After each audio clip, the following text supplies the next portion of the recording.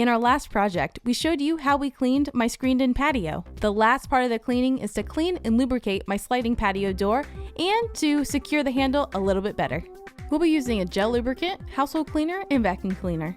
The first step is to clean out the door tracks. Make sure you move the door to clean both sides.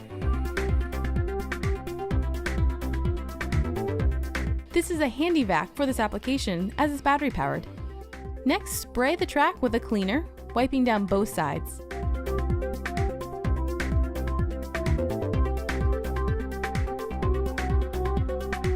We're using WD Specialist Spray and Stay Gel Lubricant, which is good for metal on metal. I first shook the can as per instructions and sprayed both sides and top of the track.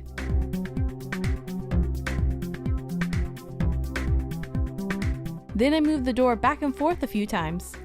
I noticed the bottom plate had gotten a little deformed over time, and I'm using an adjustable wrench to bend it back, which actually worked out really well.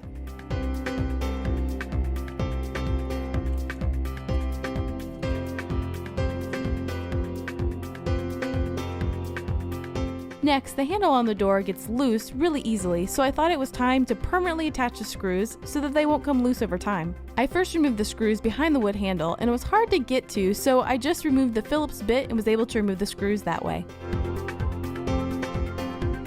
I'm opening a new tube of thread locker and applying it to the threads of the screw. It's a thin gel-like consistency, so be careful not to spill it by putting on too much. Then I put the top screw in place. I did the same process for the bottom screw.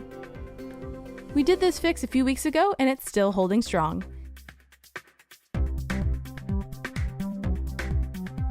If this doesn't hold over time, we'll try wood glue next to secure this.